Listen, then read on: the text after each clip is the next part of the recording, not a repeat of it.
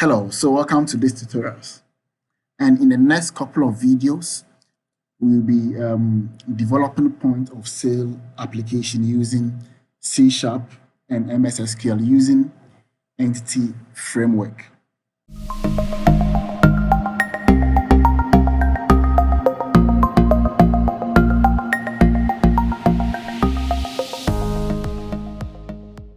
Now, the basic requirement for this particular tutorial is having fair idea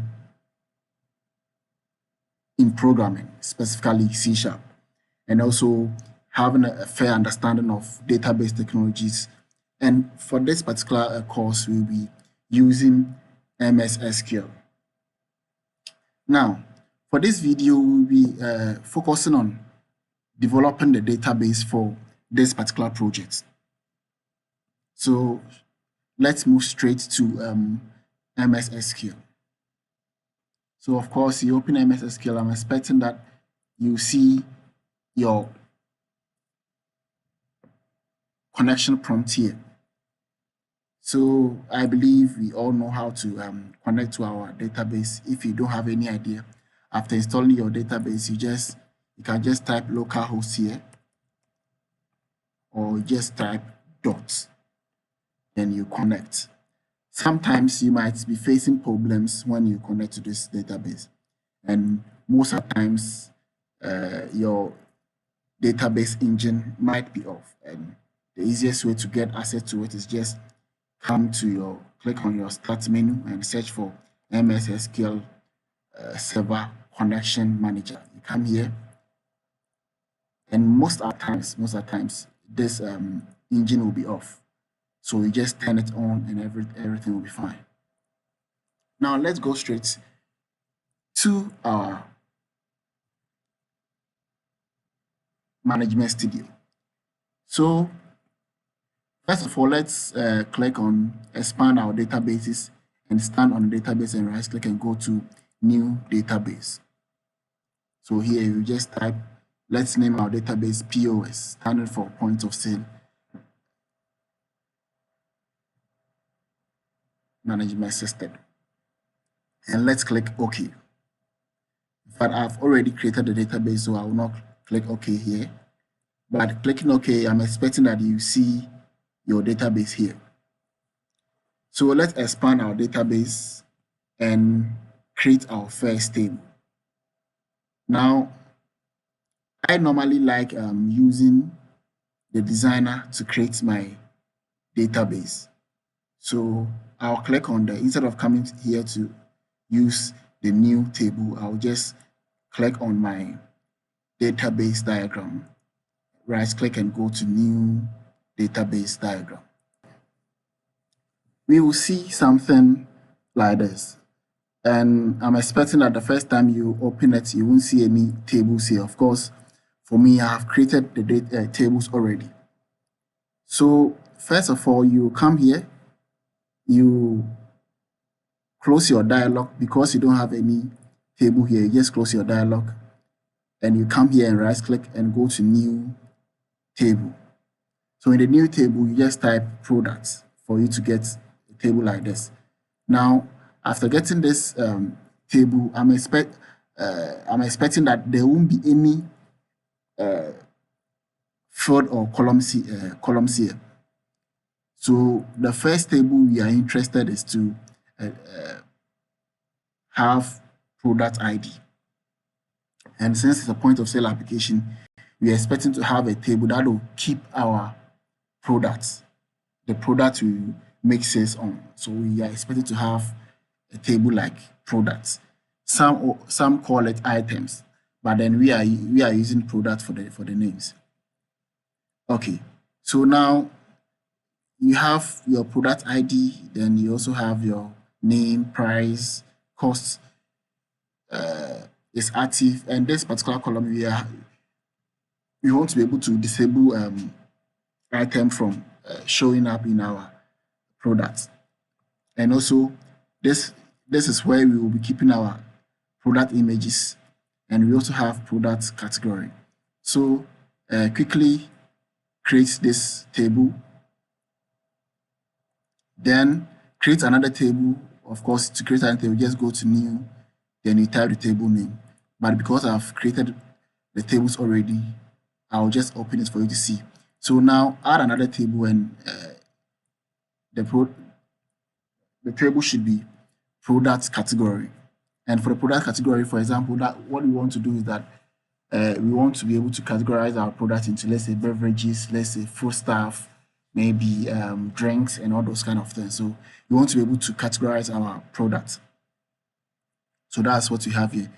And you have to also note that after creating the product, you have to set this as a primary key. Just right click on it, and you just clicking on it, and you just right click, and you find a primary key here, and you just click on it as a primary key.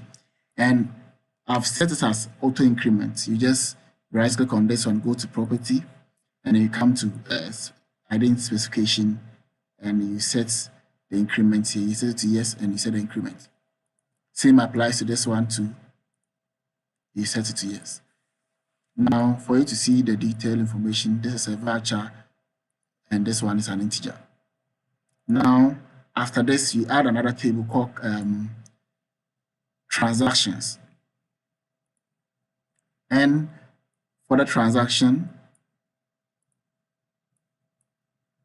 we have the transaction ID, we have customer ID, we have transaction date, we have teller ID. The teller ID basically will give us the date that particular transaction was made. Okay, and the total amount will be the item the person purchased, the total amount, items, the cost of the amount, the cost the customer purchased. So, and here too will be the payment made.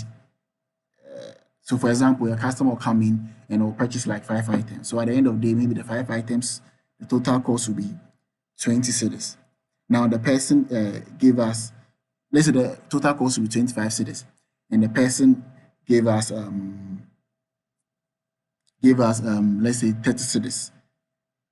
So the payment made will be 30 cedis, though the actual payment should be 25 cedis, but the person gave us 30 cedis. So now here the change will be 5 cedis. That's good. So the next table we want to create is customer table. And the customer table here, we just want to keep the kind of customers that are coming in. And again, the customer, we want to make it very simple. So we just have the name, mobile number, then address.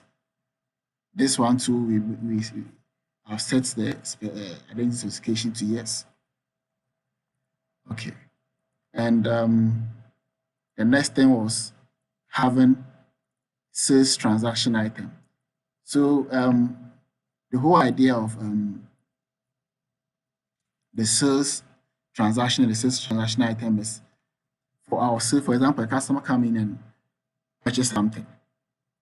So the relationship between the sales transaction and sales item is one to many. So with one sales, the person will purchase, let's say, a number of products. So this one will keep the transaction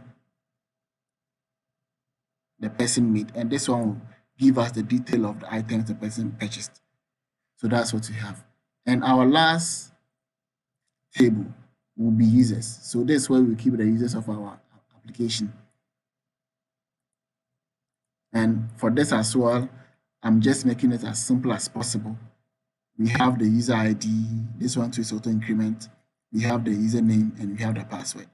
Again, we all know that for password we need to hash it, but because we want to make the project as simple as possible, we will just keep our password in the plain text.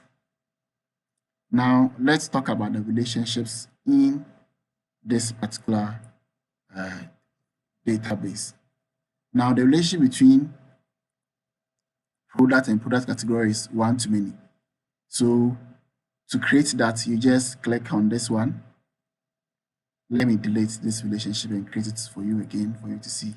So to create this relationship, you just click on this one, hold it, and you leave it here. You click OK. You click OK, then you click OK here. Then you just save it. Click here, OK, and you save it.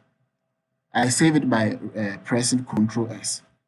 And the same way, the relation between this and this, the same way. So let me zoom it a little bit for you to see. And again, what I'll do is that I'll create the script for this particular database and add it to the description in the video. Yeah, so basically, this is the database we'll be using to work on our projects. If you have any questions, feel free to comment it in the comment section of the video, and I'll get your questions answered. So in our next video, we'll be setting up our Visual Studio project for our point of sale application. Let's meet in the next video. Thank you.